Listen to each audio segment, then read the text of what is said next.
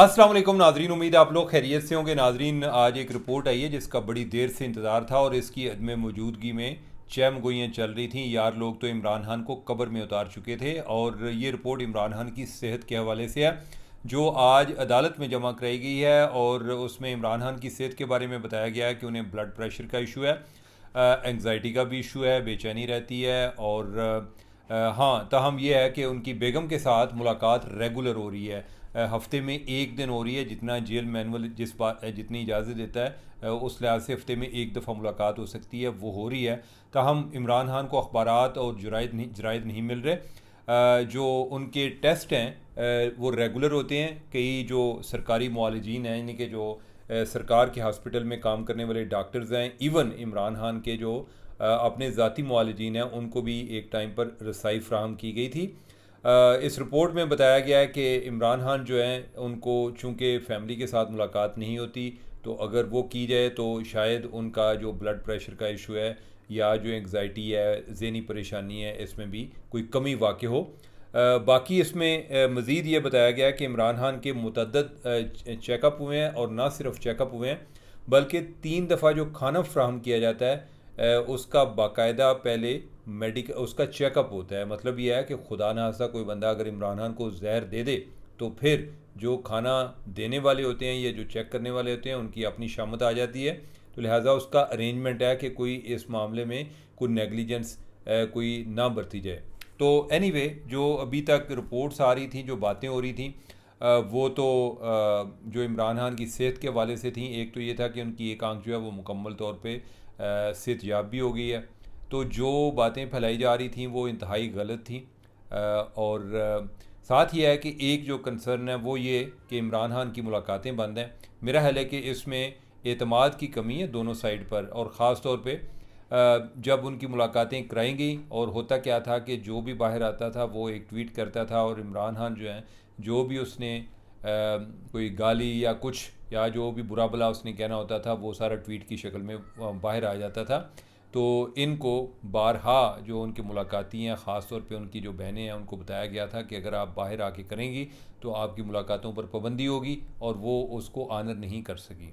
एक दो दफ़ा तो बाकायदा इस पर अंडरस्टैंडिंग भी डेवलप हुई, लेकिन जो ही वो बाहर आई तो उनकी बहन ने वो बातें सारी ट्वीट करा दी।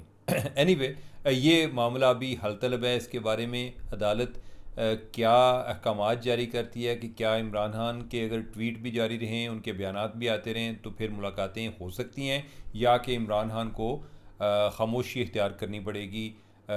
इस बारे में ये चीज़ अदालत वाज़े करेगी। लेकिन नाजरीन, हम बढ़ते हैं आगे। नाजरीन, आज का दिन पाकिस्तान की तारीख में इंतहाई अहम दिन है। 17 अगस्त, अगर आपको याद हो, और वो लोग जो कि 80 की दहाई में पैदा हुए या 70 की दहाई में पैदा हुए या इससे पहले के पैदा हुए, उन्हें तो ये दिन बड़ा याद हुआ होगा कि उस दिन एक तैयारा तबाह हो गया था भावलपुर के करीब, जिसमें आला फ़ौजी क़यादत और उनके साथ अमरीकी सफ़ीर वो भी उसमें जाम हक हो गए थे। सदर ज़ियाउल हक जो कि उस टाइम आर्मी चीफ़ भी थे, वो उस तैयारे में सवार थे। Chairman joint chief of staff committee general Akhtar Abdurrahman भी उस तैयारे में, और उनके अलावा और कई जर्नैल भी शामिल थे। उधर भावलपुर में वो एक जगह पर उन्होंने कोई टैंक्स हैं उनकी कोई आजमाइशी मशक़ें देखनी थी। उधर एक टैंक जो है वो अमेरिकन मेड था, एक जो है पाकिस्तान ने चाइना के साथ मिलकर अल खालिद टैंक बनाया था। तो इसकी उन्होंने मशक़ें देखनी, तो इस काम के लिए वो गए थे। लेकिन अल्लाह का करना है, इंसान क्या क्या प्लानिंग करता है और क्या बाद में होता है। पहले ये तय था कि जो chairman joint chief of staff committee हैं अख्तर अब्दुर्रहमान, वो कुछ 6 दिन बाद जाएंगे, इन्हीं टैंक्स का मुआयना करने के लिए जाएंगे।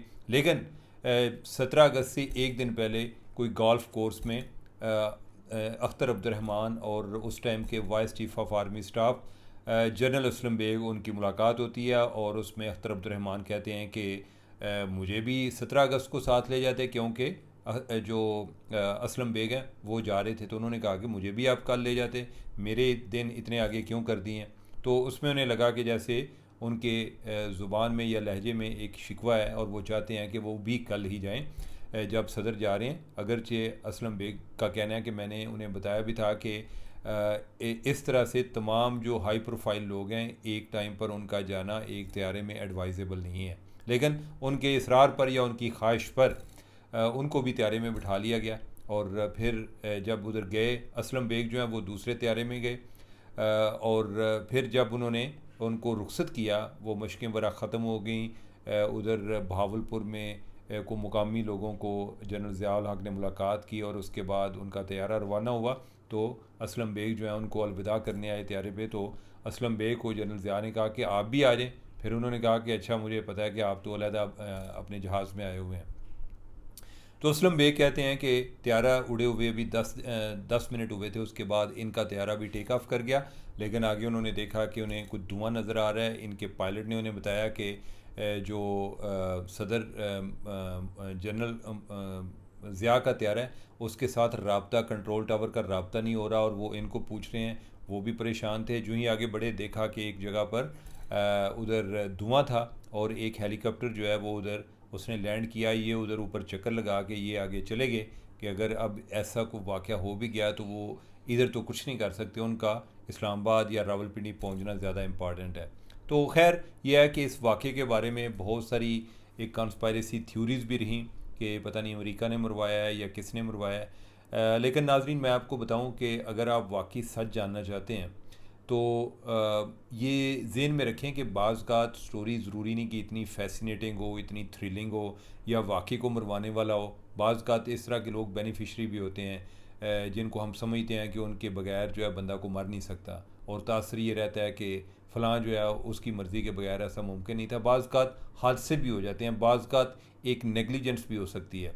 और ये मैं एज अ जर्नलिस्ट इसलिए बात कर रहा हूँ क्योंकि मुझे एविडेंस चाहिए, कम से कम मैं कोई कोट कर सकूँ सिवाय इसके कि कोई फ़लाँ बंदा कहता है कि मुझे ऐसा लगता है, तुझे कैसा लगता है, वो वाली बातें नहीं। यानी कि जो कि क्रेडिबल जिस तरह से हम चीज़ों को इस्टेब्लिश कर सकें, या कोई एक्सपर्ट्स हैं जो कि इसके बारे में राय दे सकें।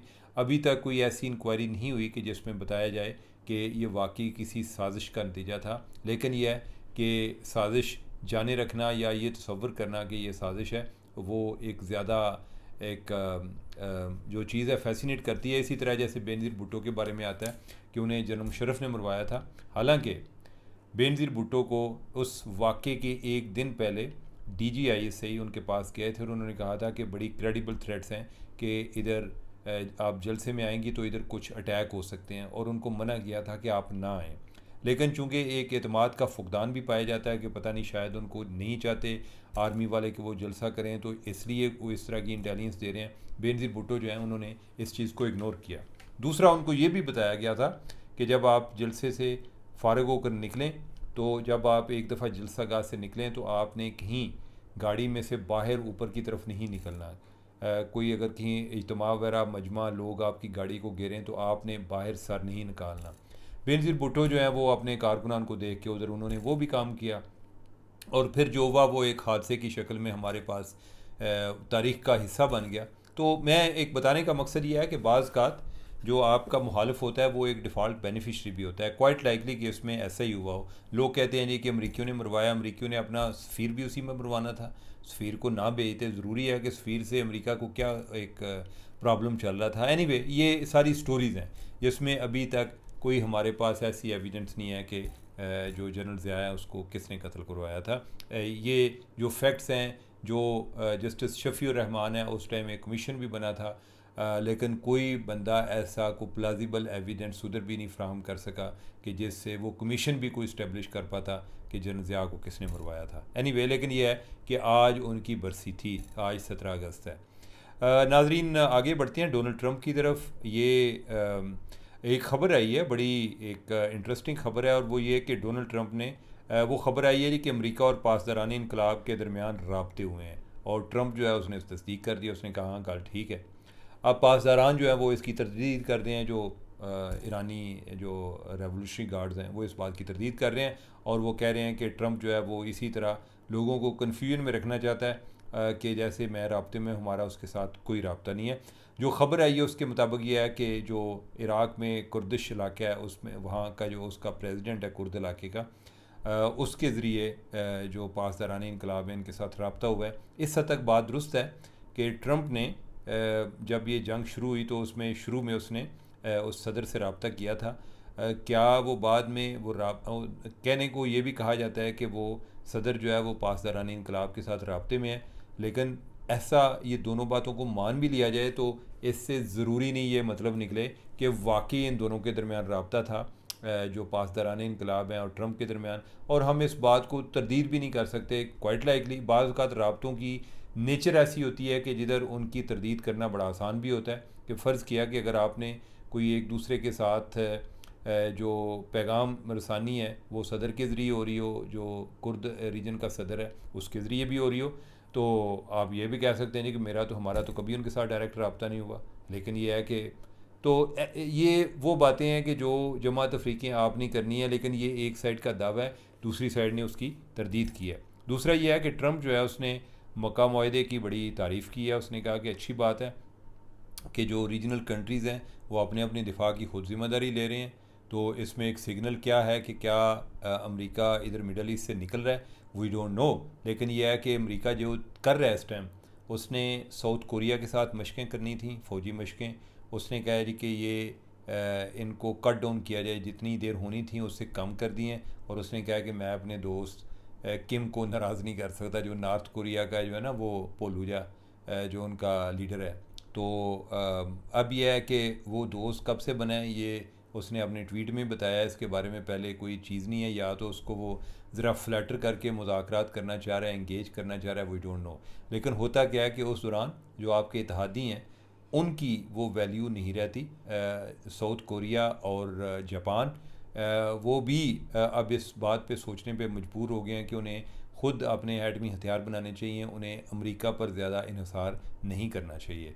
और जब अमेरिका को ऐसी वैसी बात करता है कि हम कोई नॉर्थ कोरिया के खिलाफ एक्शन लेने लगें, तो नॉर्थ कोरिया वाले कहते हैं कि अच्छा यानी कि तेरे दो ममालिक जो हमारे साथ, हमने इनको यरगमाल बना लेना है, जो जापान है और साउथ कोरिया, तो वो बेचारे वैसे ही सहमे रहते हैं। तो लिहाजा ट्रंप जो है वो तो कोई इतना रिलायबल नहीं है। तो बेहतर है कि अगर कोई ट्रंप किसी को दत्कारे, उससे बेहतर ये है कि जो जितने ममालिक अमेरिका पर इन्हिसार करते हैं दिफा के हवाले से, वो अपने पाँव पर खड़े हो जाएं तो अच्छी बात है।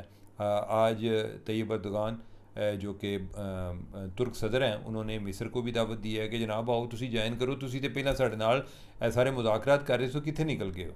तो आई डोंट नो इसके बारे में क्या वजह है कि मिस्र क्यों ट्रेन मिस की है, क्या वजूहात हैं, लेकिन टर्की ने उसको दावत दिया है कि आप भी ये जो मक्का एग्रीमेंट है उसका हिस्सा बने।